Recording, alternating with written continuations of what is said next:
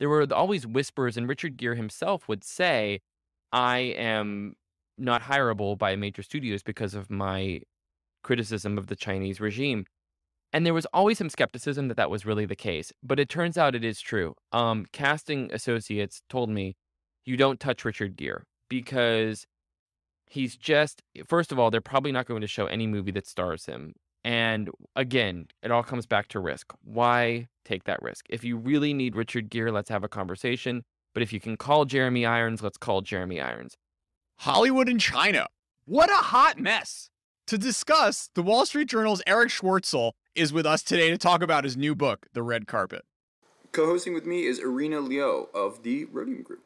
Erich is also the partner of ESPN basketball reporter Kevin Arnowitz. I'm curious, Erich, what is the worst movie that you made Kevin watch?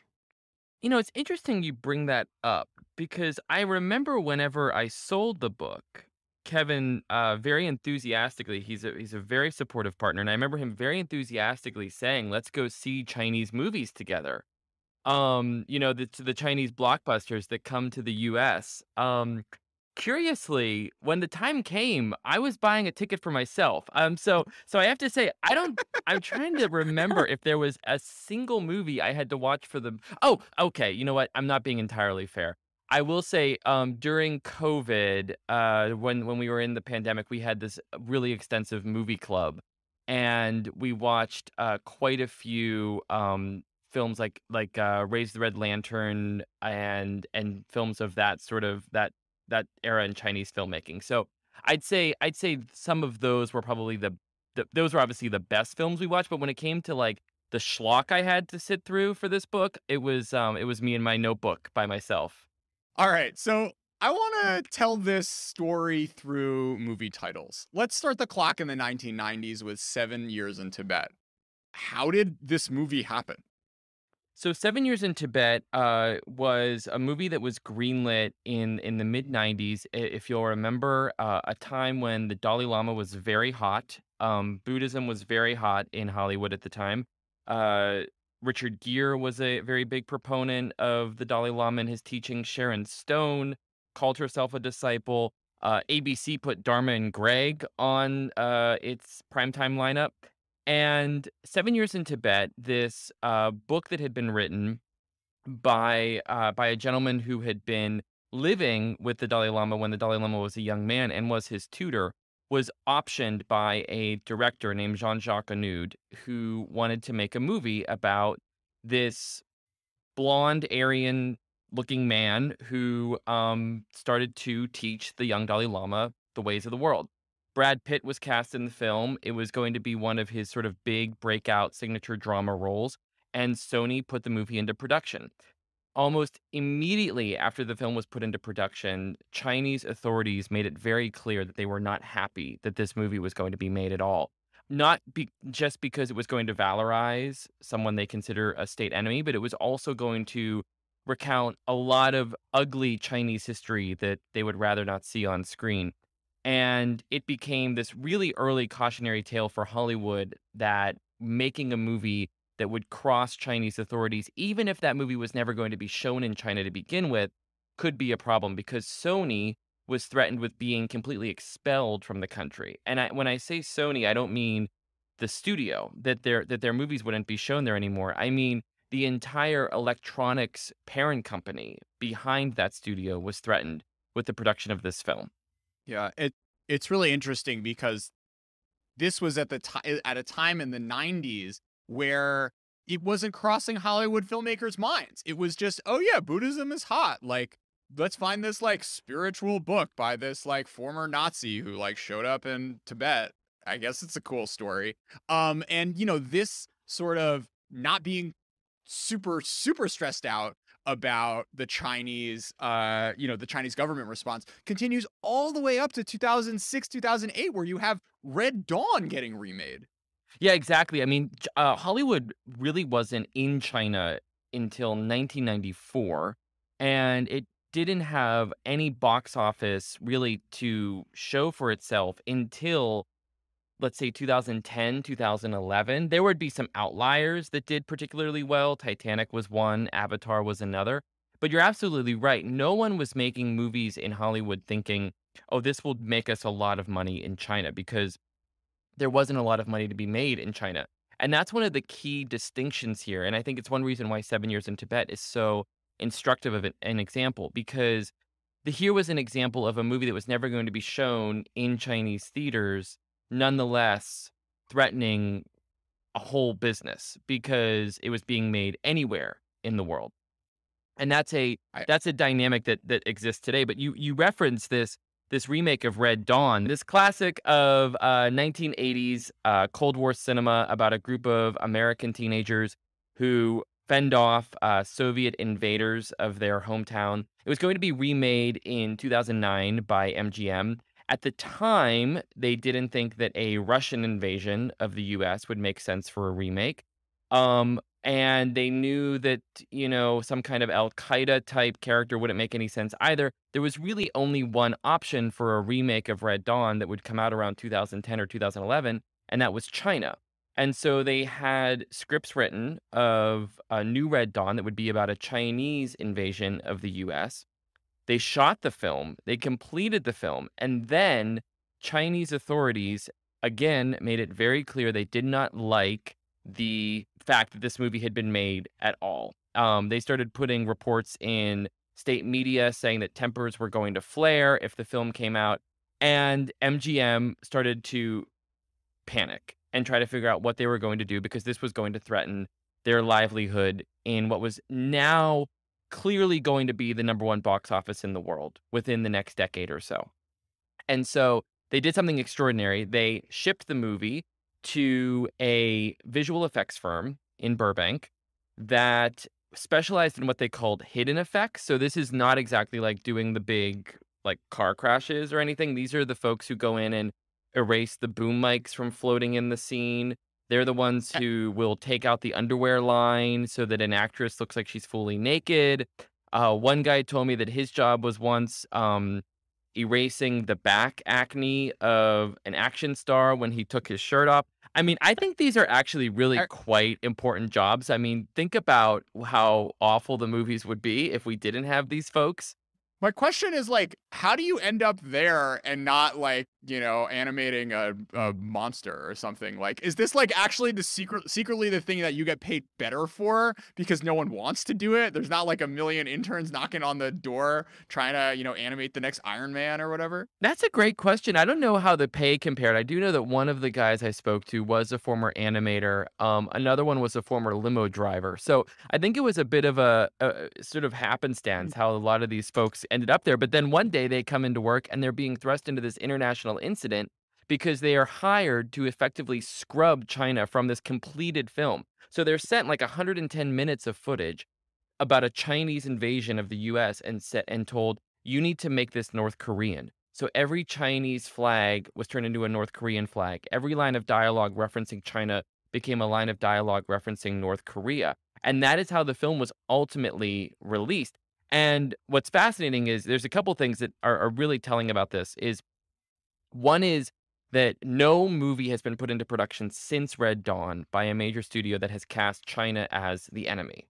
So the effects of Red Dawn really spread through Hollywood quite quickly and quite effectively. The other thing that's interesting is that this was not a secret. At the time, it was reported that MGM was doing this. And when I went back to research that chapter of the book, I realized that no one was really that upset by it. And really the only criticism I could find of this decision was a militia group in Michigan who called the decision a cop out and said that they were fans of the original film and that MGM were, acquiescing to the Chinese authoritarian regime by making this decision. And I think it's a reflection of where the two countries were at that time. Where making such a change in 2012 was not viewed as aiding and abetting a potential geopolitical rival. Yeah. A few observations on Red Dawn. I mean, I opened our chit chat saying, "Oh, this is my break from doing war podcasts." But in fact, the idea of we're seeing Red Dawn 2022 right now in Ukraine with the equivalent of high school basketball teams, of high school football teams getting together and picking up arms and trying to kill invaders. Thought number two, no one's going to be too stressed about making Russia the enemy anymore. Now, I feel like we kind of have a pretty decent stand-in for the next few decades. I'm not so sure about that, actually. I think that long before this, years ago, I had a meeting with a producer who told me that Russia was avoided oftentimes because there were potential concerns about hacking or Mm. like some kind of retribution. So I think you're right that creatively it's certainly a safe choice, but I think there still might be some ancillary concerns about that. What's a safe choice then?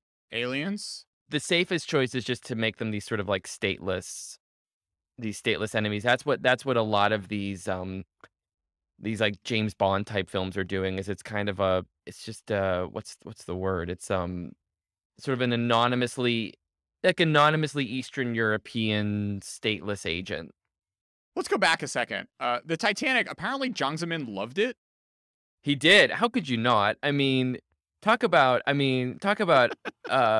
just like the best possible export you could have. The Titanic moment in China really was quite a watershed because it was, I think, now 5 years or so after American movies were being let into the country. So, and also by now, American movies are not making a lot of money in American dollars, but they're making a lot of money for Chinese theaters. They're essentially single-handedly saving Chinese theaters because they're selling so many tickets. And then Titanic comes. It's an absolute phenomenon. It makes more than $50 million in a market that I don't think anyone thought they could make more than 10 or $15 million in at that time. And you're right, Jiang Zemin looks at it, watches it, and then encourages his fellow party members to go see it. And he tells them that it is actually a fascinating instruction manual on how to win hearts and minds and essentially an enormous case study in soft power. There are also references in reports around that time of him sort of referencing the class politics of it and how that was aligned with CCP priorities as well. Obviously, we all remember what happens when the lifeboats have low capacity. The rich folks look awful because they're taking the place of the third class folks. And he also would cite the musicians who famously played on the boat as it sank because he said this was sort of an example of like doing your duty for your fellow man even in the face of catastrophe. But you're right. He said, so I'm paraphrasing here, but something along the lines of we should view this film as a reminder that we can learn from others how to appeal to folks' emotions.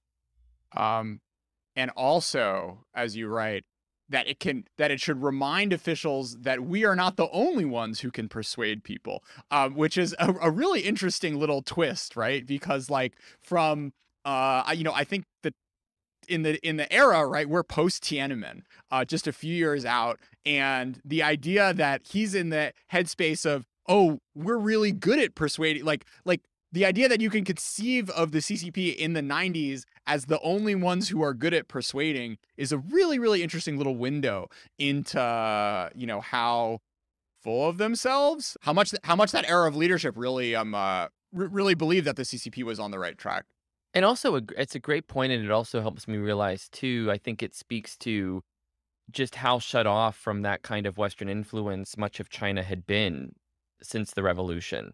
The American movie Titanic was not the first American movie to make America look good or to make American movie stars appealing, or the American blockbuster something everyone wanted to see. But it was, now that I think about it, probably the first major example of that kind of global blockbuster after American movies started flowing into China at all. They were not, Chinese theaters were not showing Star Wars or Back to the Future in the 80s. I mean, those kinds of Dirty Dancing, like all those movies came out at a time when Chinese citizens were largely shut off from all kinds of Western influence. So whenever he says that, that kind of ego and confidence might also be a result of just not really knowing what the competition has been. Yeah. It's really interesting when you read histories of the Soviet Union that a lot of these countries first started getting their taste of American culture a decade and a half earlier. And during Perestroika in the 80s, you started to see, Rambo getting played. There's a fantastic article I'll link in the show notes of this Romanian dubber who basically dubbed did all the voices and was this kind of like voice of the underground, kind of sneaking in these VHS tapes that then apparently like inspired a nation to like think about individualism and what have you. But having the clock start a decade and a half later is really interesting in the Chinese context. No, absolutely. And then what happens very quickly after Titanic, I'd say maybe about a decade later, is the American movies that were that incredible cinematic influence start to be influenced by China almost immediately, because the economic leverage becomes such that the American movies soon need China more than China needs them. So let's talk a little bit about how the Chinese government, went from producing stuff like Farewell My Concubine towards and going from that moment, the kind of uncomfortable relationship that the state had to that to when in the 90s and 2000s you started seeing more and more money being poured into this industry. Well, I mean, the era of Farewell My Concubine, I mean, those movies were pretty much shut off to Chinese audiences as well. I mean, those were Farewell My Concubine, Raise the Red Lantern, all those films of the what they call the fifth generation of Chinese filmmakers. They were shown around the world and oftentimes won every film festival they were put in.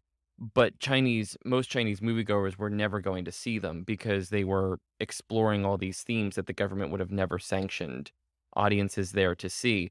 Really, through that era, the 80s and 90s, if you're going to a Chinese movie theater and you're seeing a Chinese-made film, chances are you're seeing a pretty medicinal propaganda film. That is where a lot of the effort went. And it stayed that way until probably around 2008, 2009, as familiarity with Hollywood films grew. China's film industry started to commercialize quite rapidly, and then all sorts of movies started flooding the market. So they made buddy comedies and family dramas and science fiction films, and Chinese genres started to just really diversify beyond that propaganda output. And then something really fascinating happened, which was the Chinese propaganda films themselves became more commercial. And this is how we give rise to things like Wolf Warrior 2.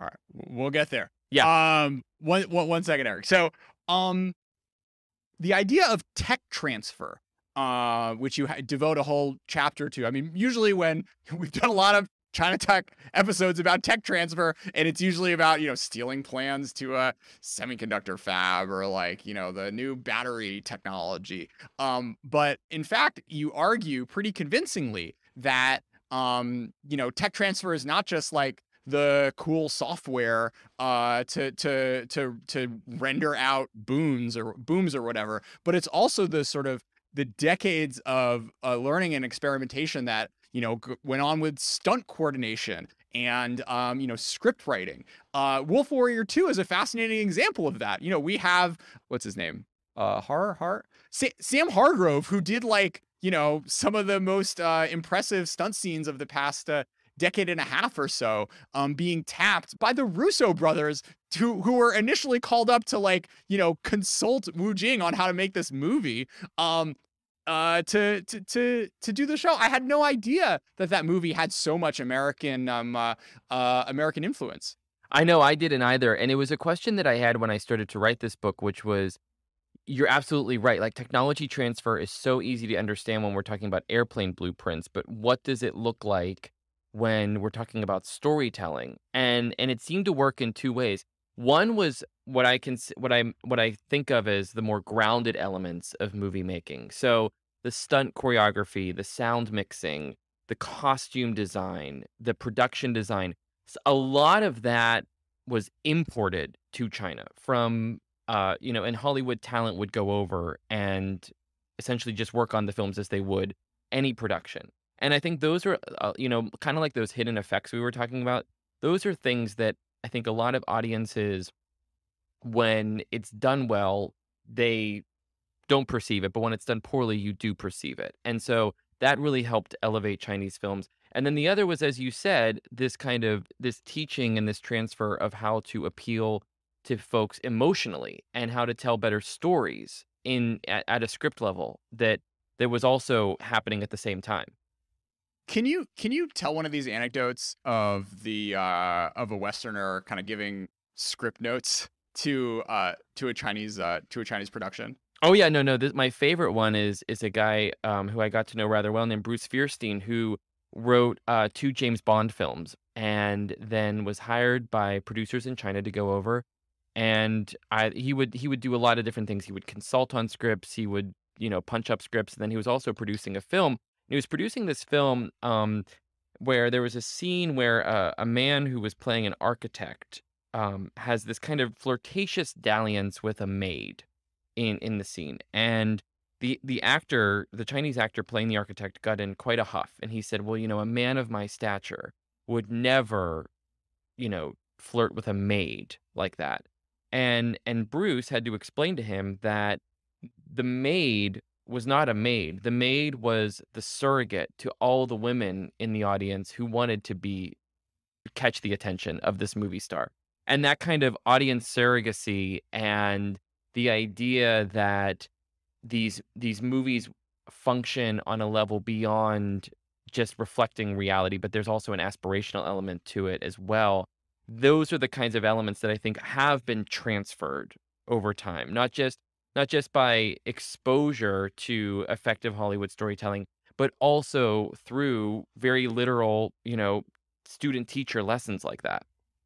I heard an anecdote. Yin Mi de Jiaoluo, my favorite show of 2020. The scriptwriter went to Columbia and got his old professor to give him notes and edits on it. And you see all these little like Netflixy tricks in there of having cliffhangers into the next episode and whatever, which kind of struck me when I read it. But once I saw that, oh, this guy had spent some time in the States, it makes a lot of sense. But the whole idea of like translating, having these Westerners on the set with like translators or translating a script into English and then translating the notes back into Chinese. I mean, it just seems like a huge production. I don't know. Oh yeah, no, I think sometimes it can be. I mean, I would talk to a lot of Westerners who would go over to work on these Chinese films, and they would always say like there was always a moment where they just about lost it. Like they just about lost it, whether it was just sort of the communication issues or the differences in how work was done between the two filmmaking cultures. But, I spent several days on set with a director named Rennie Harlan, who is this 1980s. I mean, talk about like Red Dawn era. He really became quite a well-known figure in the 1980s because of films like Cliffhanger and Die Hard 2. He made like big popcorn spectacle.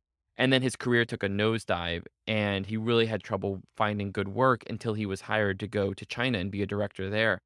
And I was on the set of a film he was directing called Bodies at Rest, and the lead actor was speaking Cantonese, the lead actress was speaking Mandarin, and Rennie spoke neither. And I would say to him, I said, "Well, how are you directing these scenes?" I mean, the actors themselves were having trouble because they were like delivering lines to one another in a different language and just counting on it to be dubbed later.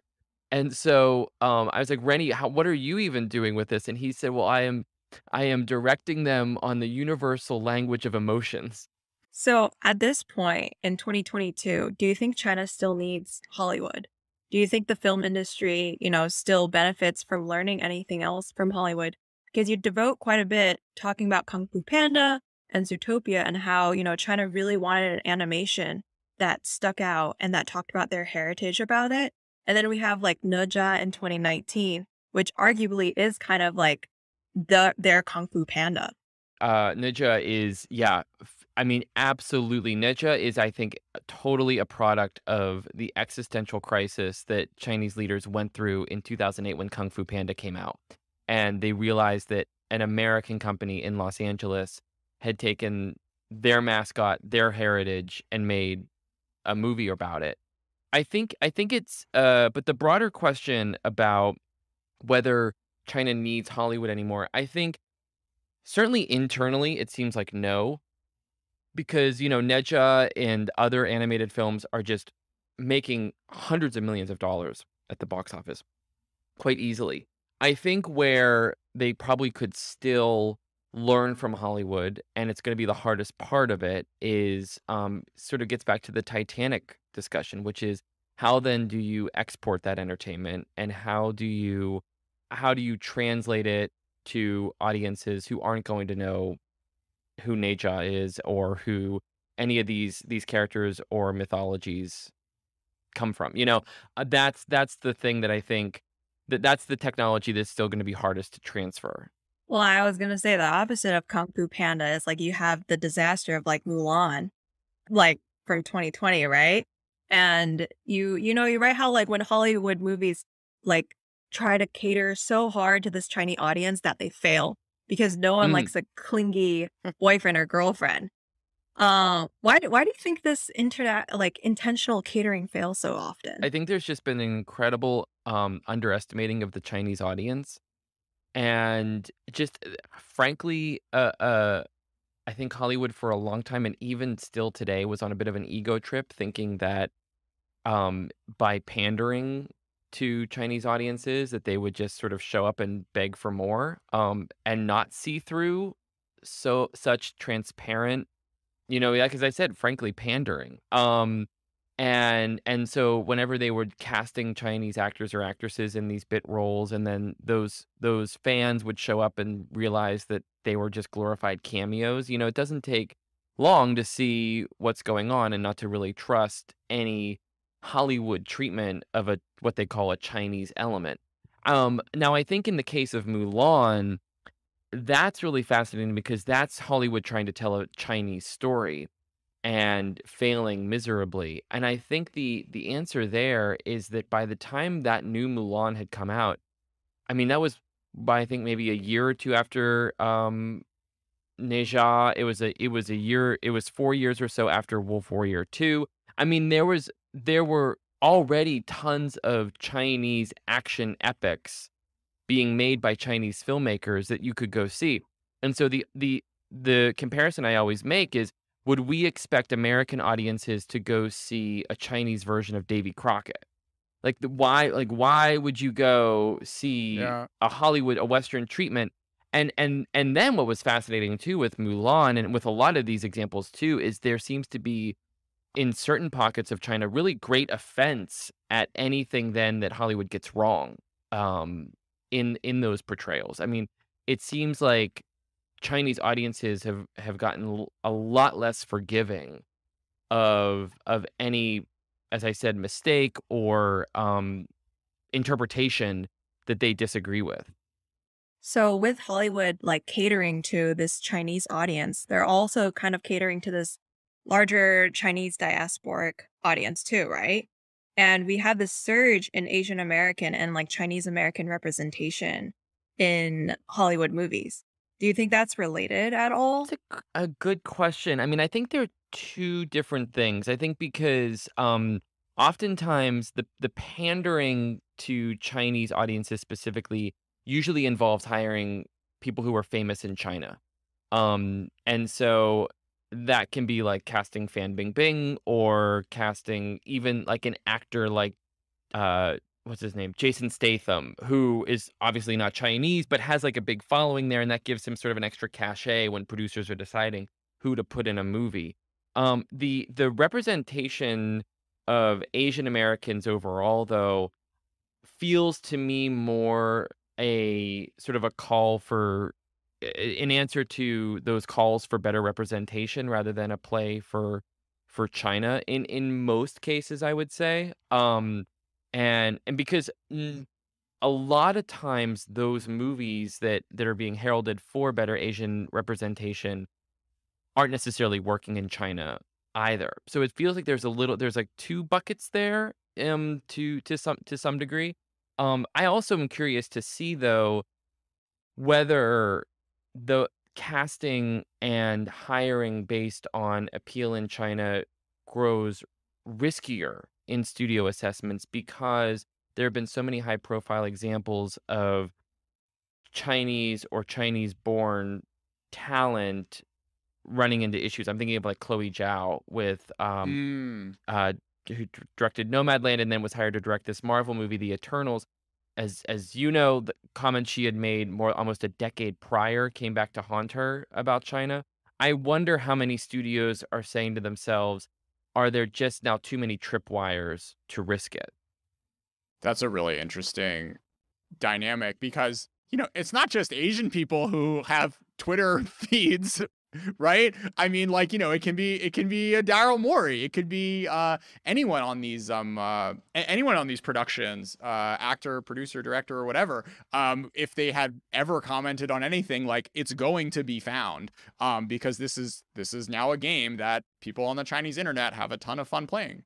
Let me ask you something because this is a question I've had that I suspect you would know the answer to better, which is that when we see these reactions pop up and these kind of like these onslaughts of criticism, whether it's about Chloe Zhao or Daryl Morey, do we have a real sense of how organic that reaction is?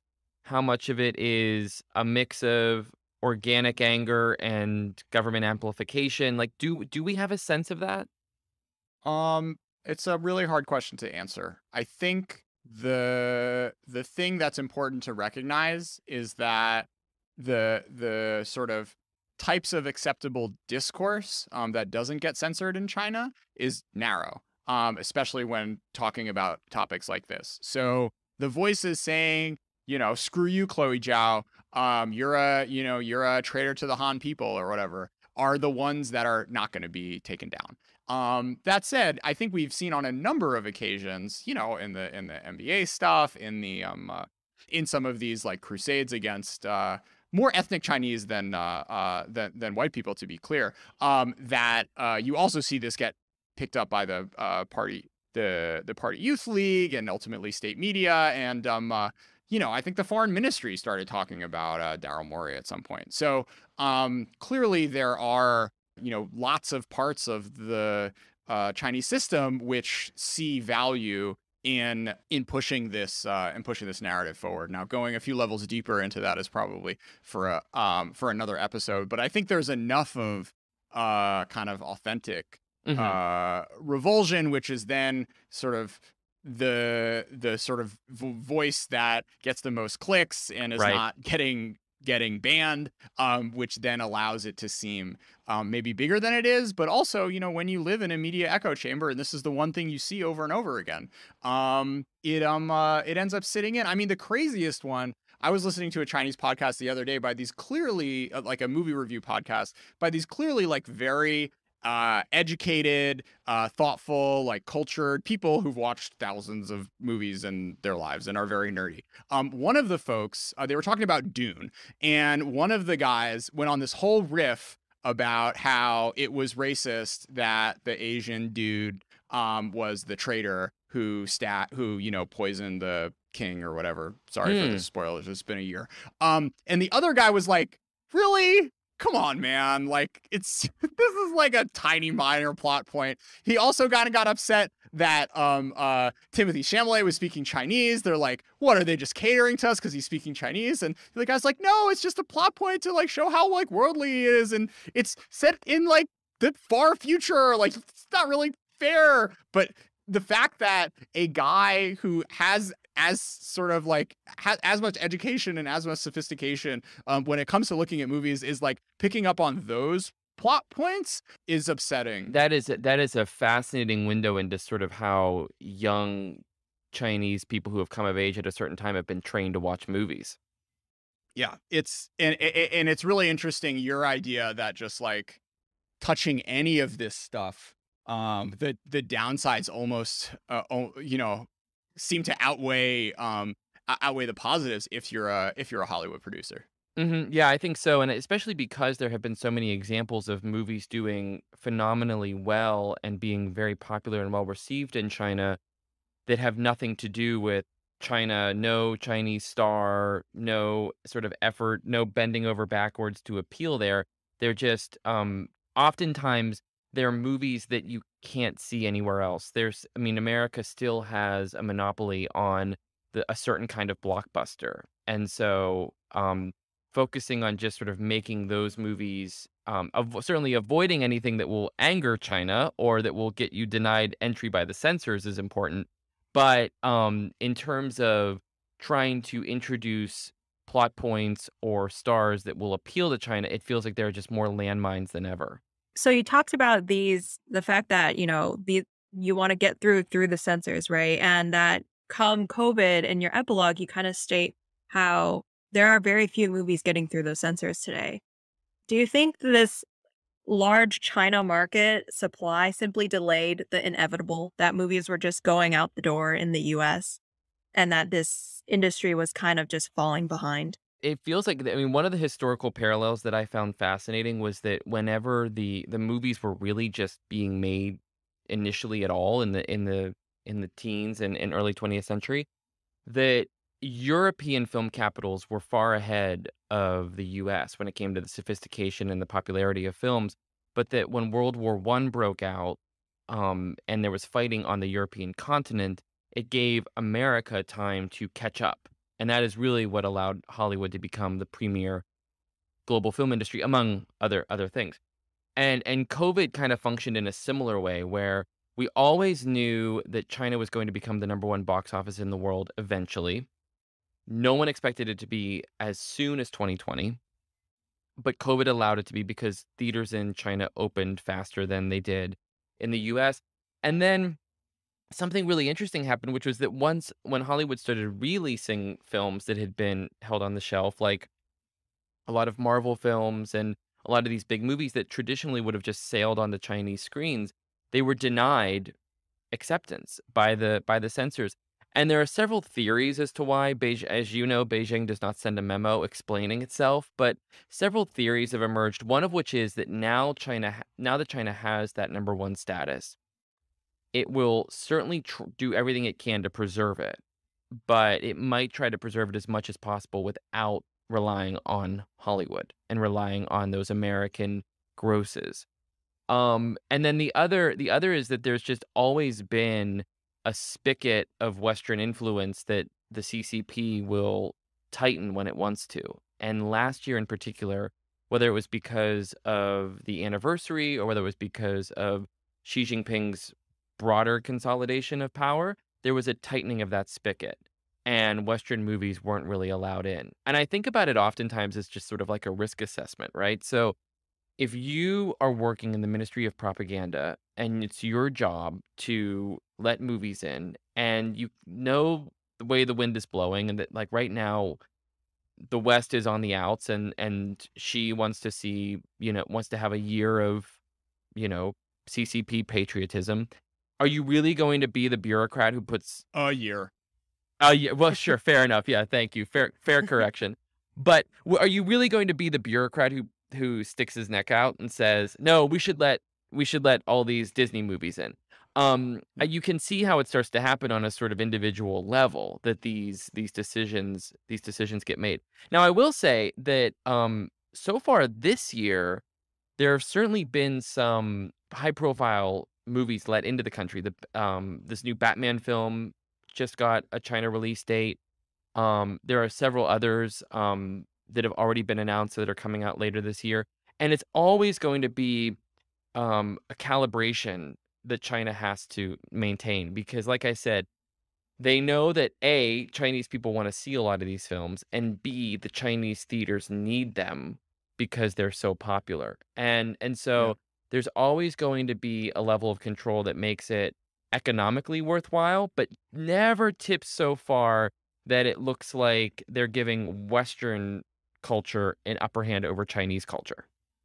Yeah, I mean the political economy and how it's changed over the past 30 years is really interesting because as you relate in your book, like Wanda was created by this. I mean, having theaters and having tentpole attractions in malls and having big American movies to get folks into these buildings was absolutely critical. And you had this like crazy revenue sharing thing where a lot of the money that funded the Chinese studios and Chinese industry in the first place came from box office sales from the West. But now, as that dynamic has shifted, and the industry doesn't necessarily need these big American tentpole movies to survive, it becomes much easier as a government official to say, oh yeah, why don't we let our movies have a little more space to breathe on the calendar? Exactly. And then Hollywood, which has spent 20 years coming up with business plans that rely on the Chinese market, is left holding the bag.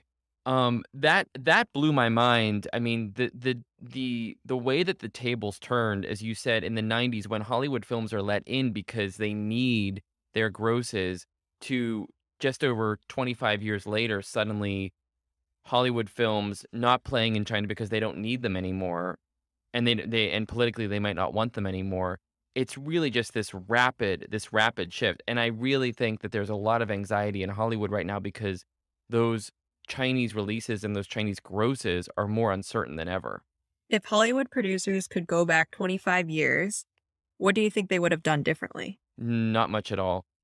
I think that they really needed the China market when it emerged. I mean, the timing could not have been better. The reason that China became such a financial savior to Hollywood was there were a couple things happening, but one was that ticket sales in the US started to flatline around 2008. So it doesn't exactly take like some genius MBA to figure out where the growth is when China's growing at a clip. And then at the same time, the DVD market collapses. The DVD market, as crazy as it might sound today in like the Netflix era, the DVD market was really keeping the lights on at a lot of studios and helping keep very unsuccessful films profitable.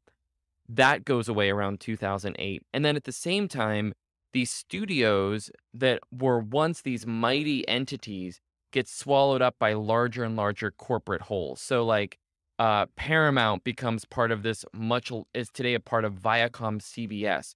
Universal is part of Comcast. They become part of these much larger corporations.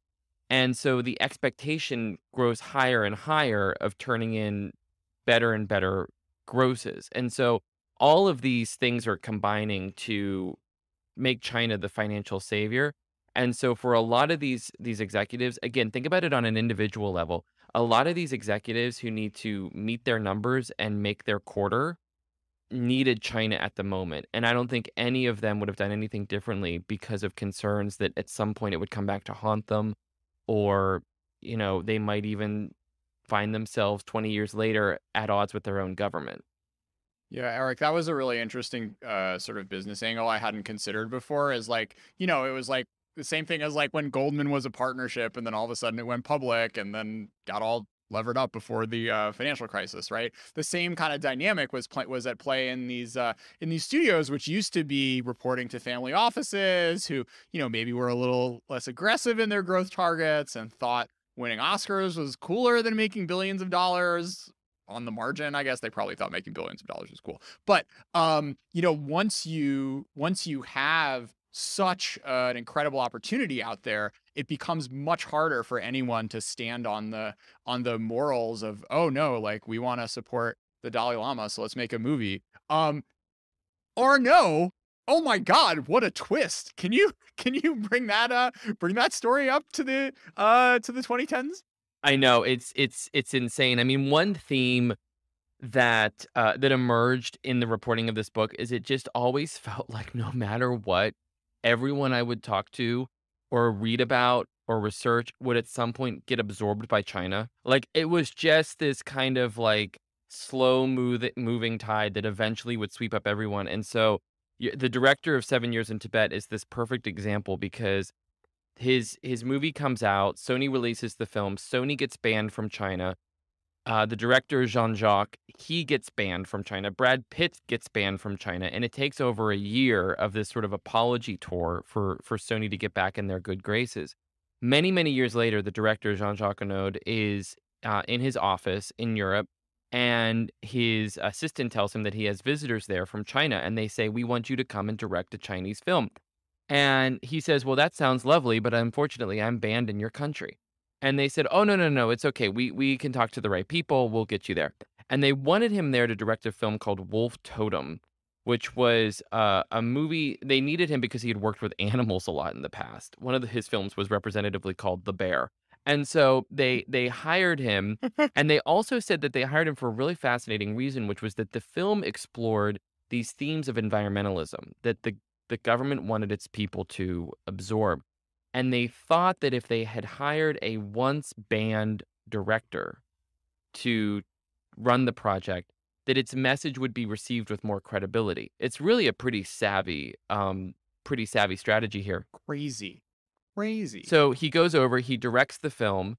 It is released to really, really critical acclaim. I mean, really a well-received film. And yet, to our point about the reaction and the mobs that can form in China, he's constantly pestered everywhere he goes for his involvement with 7 Years in Tibet and his tacit support of the Dalai Lama. It comes up time and time again.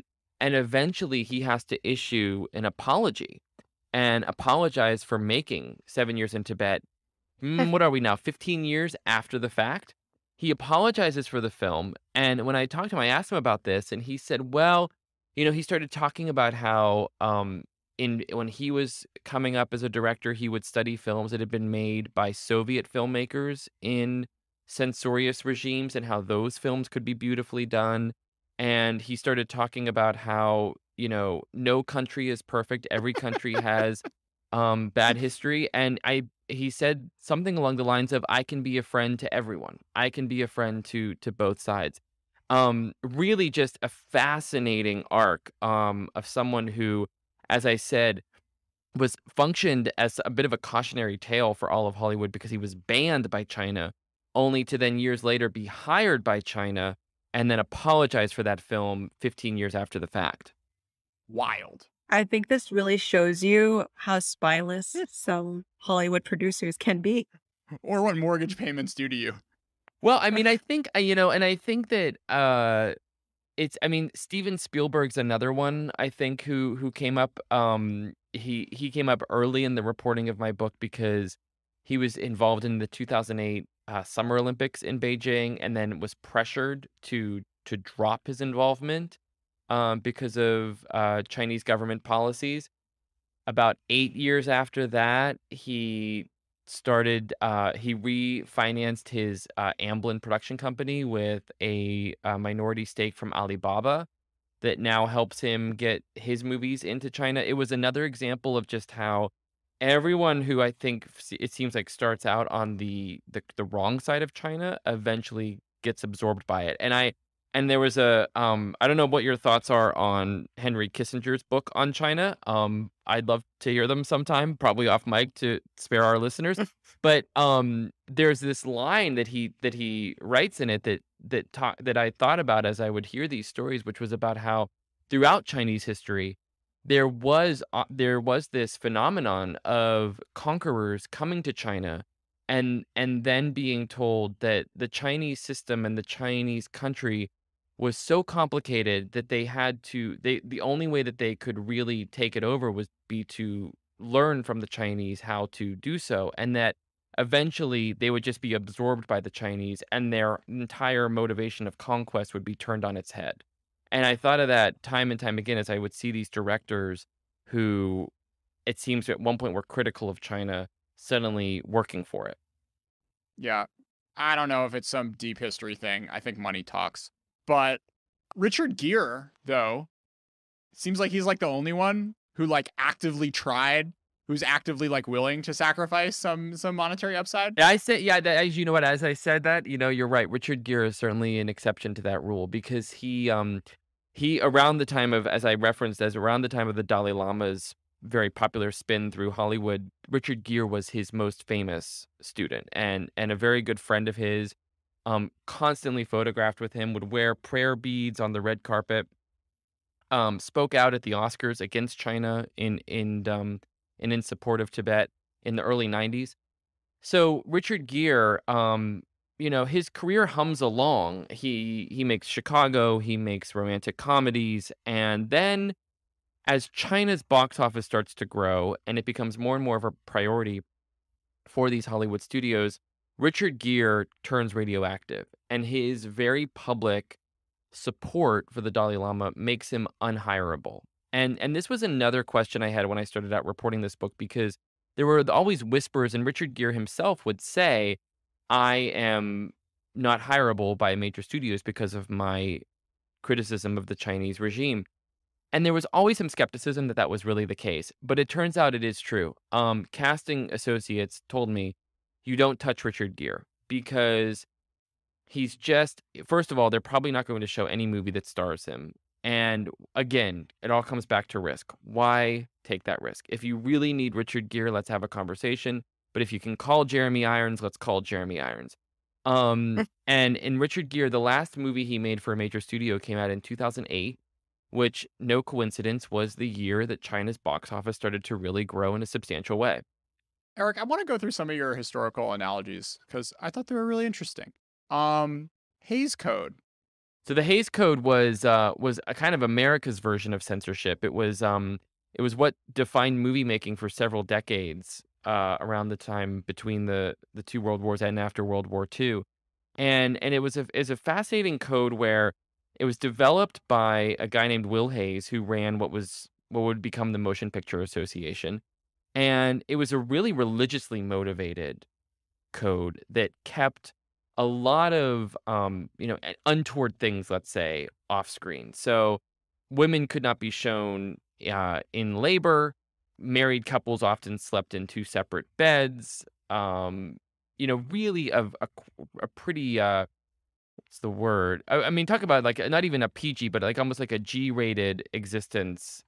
Certainly no taking the Lord's name in vain, to say nothing of other four-letter words. And it's a fascinating parallel because it really made movies achieve a kind of aspirational morality in ways that I think the CCP rules sometimes do too, and also a moral equilibrium. Like there was oftentimes this sense under the Hays Code that bad guys had to have their comeuppance and good would prevail. And there's a very similar reaction from the CCP to movies in China, where CCP officials reviewing Chinese films will expect there to be consequences for bad actions and for the state to always maintain order. The difference between the two, though, is that, as I said, the Hays Code was very religiously motivated. In fact, the Pope even weighed in on what the Hays Code would allow and what it wouldn't allow. China's system of censorship is obviously much more politically motivated, and it's going to be all about sort of the preservation and the power of the party.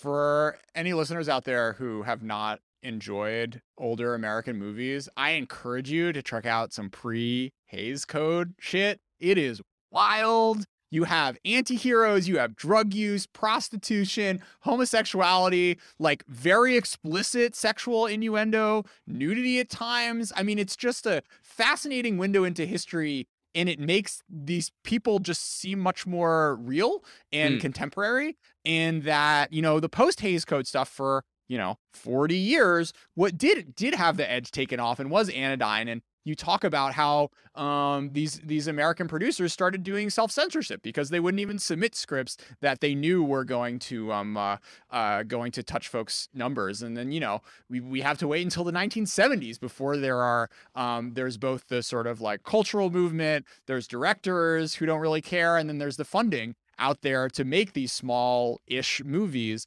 that push the limit and eventually break the system. Yeah, exactly. I mean, and it really goes into hyperdrive around World War II when the movies are recruited to help the war effort. And so movies are made about the valor of the American soldier and the patriots here at home.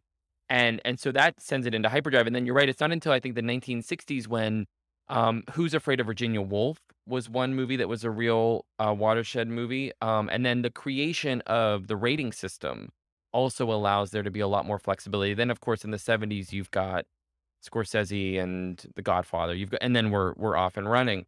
But I don't know if the parallel extends to a prediction that China will ever soften its edges. No, I just like movies.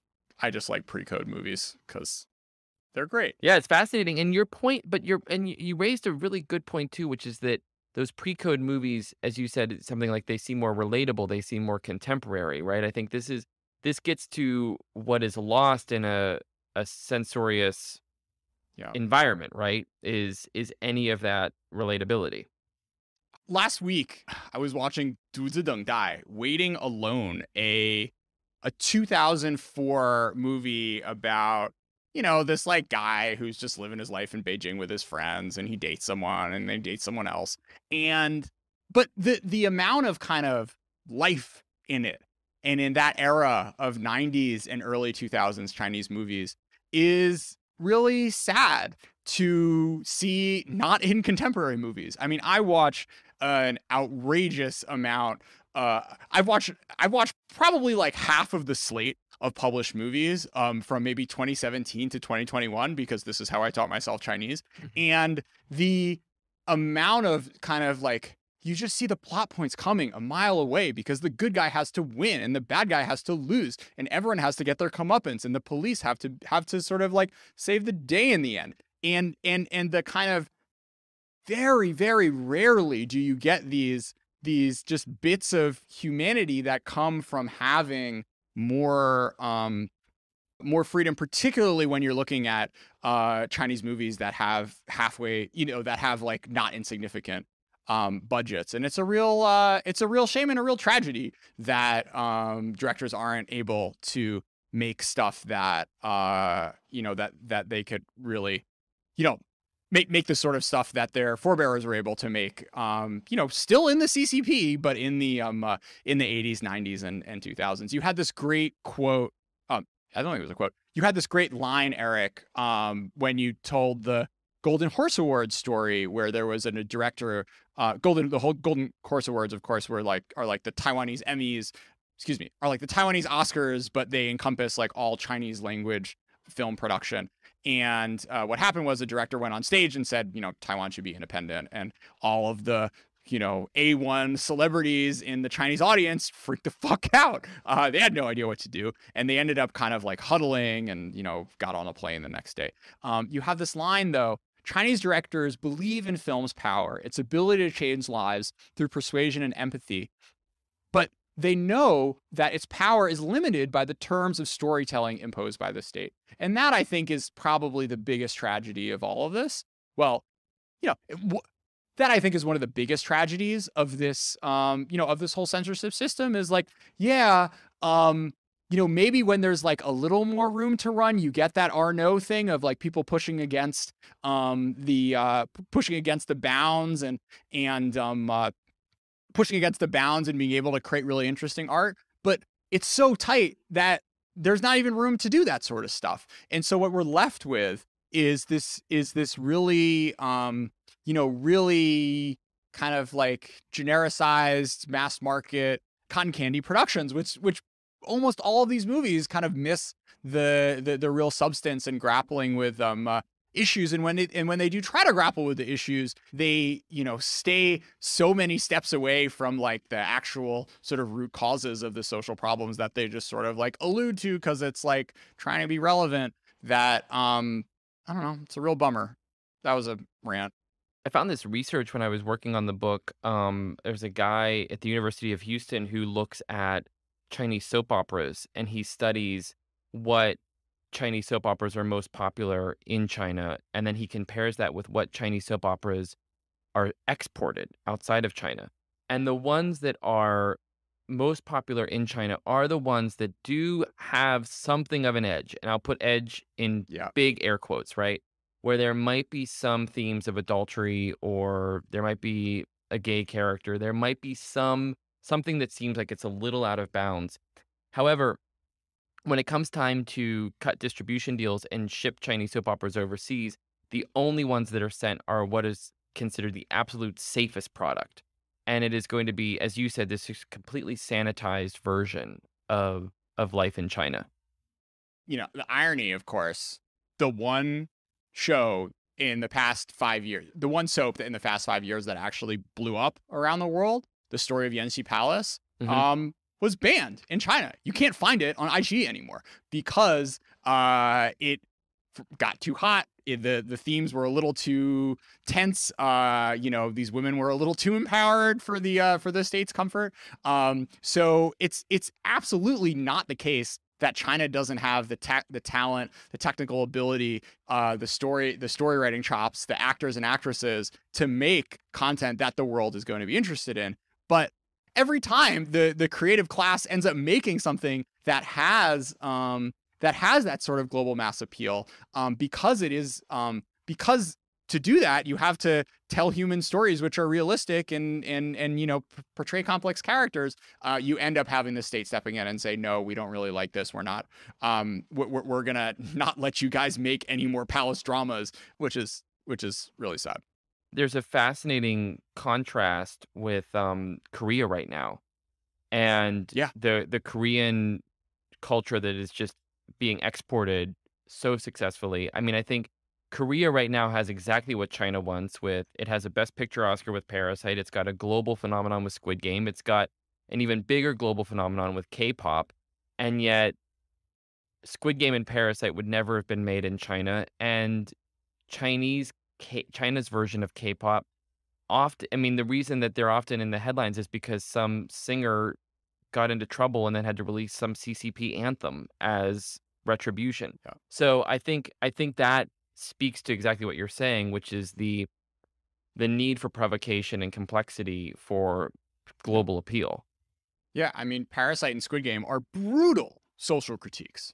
It's funny thinking about, like, is China ever going to get its Oscar, right? Like, Chloe Zhao, big social critique. Wolf Totem, I guess it doesn't really count. But given the politics today, I think it's impossible to imagine the Academy voting for a Chinese movie which doesn't have a real edge to it, and that's probably not going to be made anytime soon, unfortunately. I think that's a great point. Yeah, no, you can't imagine. I mean, I could imagine a Chinese film winning, but I'd imagine it would have to be something along the lines of those fifth generation films that were not shown in Chinese theaters for that to be more palatable. So, Eric, at what point is some Chinese studio going to give up, say fuck it, and produce my Death of Stalin Mao edition sequel? Chinese based one? No. So, no. Western Hollywood studio. Gotcha. I was like, keep dreaming, man. Please. Yeah, you know what? I have to say, I don't mean to be a pessimist. I don't think any studio would touch something like that. I think it's possible to see a streamer try to explore those themes a little bit. Mm. You know, I reference in the book how Netflix is not in China because they've wanted to preserve the market for Baidu, Alibaba, and Tencent, and they haven't let Netflix in or Disney Plus into mainland China. And so that has given Netflix a little bit of a longer leash. They're not greenlighting the Death of Stalin Mao edition, which I do think is a great idea. They're not greenlighting things like that, but they are making movies like there was that film, The Laundromat that Steven Soderbergh did that got into some family finance issues of all things. So they have a little bit of a longer leash, and that probably would be where they'd have to go. But I gotta say, it's a real long shot. Another interesting analogy you had, Eric, was Nazi Germany in the 30s. How does that speak to these themes? Well, it's fascinating because the playbook that China has deployed here really does have some striking parallels to what the Nazis did in the 30s. This is before the U.S. entered the war, and the Nazis were coming to power. They really made sure that no one in Hollywood critiqued them in the form of a feature film. And they did this a couple ways. One was requiring edits that being made to films that were critical of Germany before they would be released in Germany and then released around the world. So very similar to what we were saying earlier, where there was a two-pronged approach. It was not just about making sure Germans saw sanctioned films, but making sure that audiences everywhere saw a narrative that Germany approved of.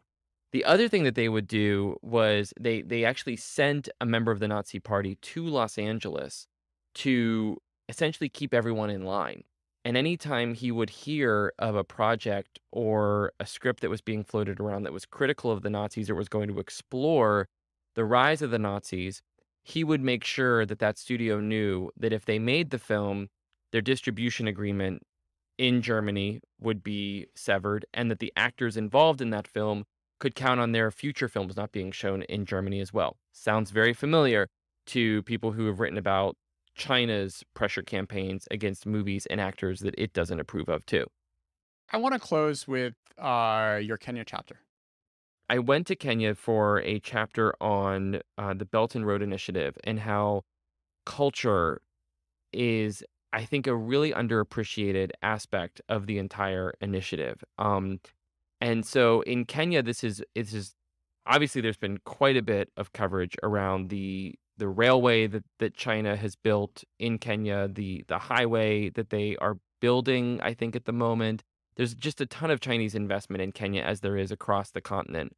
And there's also an initiative by a Chinese satellite firm called Star Times called the 10,000 Villages Project, which is distributing 10,000 low-cost satellite dishes to Kenyan villages. So these villages, oftentimes with people who a couple of years ago were giving no thought to China at all, are getting these bright orange satellite dishes that they mount on their roof and that beam in channels from around the world, but also beam in a lot of Chinese entertainment. So it was not uncommon for me to walk into an apartment in the middle of the day and see people watching Chinese soap operas, Chinese kung fu, Chinese game shows. It was very clear that a lot of Kenyans were essentially allowing their culture and media diet to be a mix of Chinese and American films and TV shows. I met a young boy, a 4-year-old, whose hero was the Monkey King, who plays as the Monkey King. I went to a small theater in another village where everyone was watching a big screen TV showing a Jet Li film, and then and then there was another big screen TV next to it showing CCTV. And for a lot of these folks, as I said, China was something that they had given very little thought to in previous years, but here suddenly it seemed to be everywhere. It was the country that was building the train station in their backyard. And what was fascinating was when I met with the Kenyan official who was in charge of importing films. He was essentially their film minister. He's an incredibly socially conservative politician, and he told me that he loved importing Chinese films because they'd already been censored. He didn't need to worry about those bad Western values coming and polluting the minds of his people.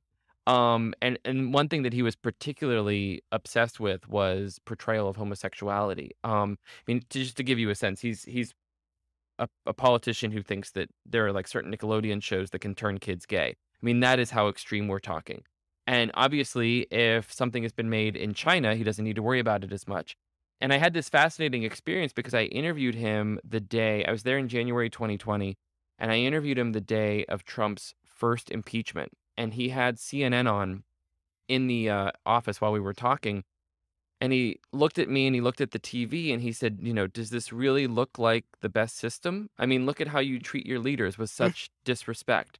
And so you can imagine how that combination, that sort of more socially the alignment of socially conservative values, and then the appeal for leaders like him of China's more authoritarian model compared with the messiness and the chaos of Western democracy, how suddenly that debate and negotiation gets more and more lopsided.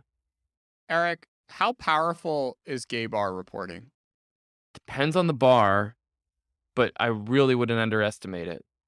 I think I certainly got some great stuff in Chinese gay bars. For the book, I should say. I got one more one for you really briefly. This image of she staying in like a teenager's bedroom surrounded by like 80s more 80s paraphernalia. Can you cover that one in just very briefly?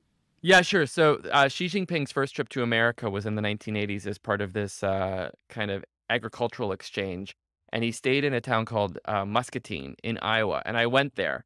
And he stayed with a host family, the Dvorak's, and slept in the room of their son, Gary, who had just left for college. And so it was a room that had essentially been preserved as this 18-year-old American boy's bedroom, and he was a science fiction nerd. And so picture Xi Jinping sleeping on a twin bed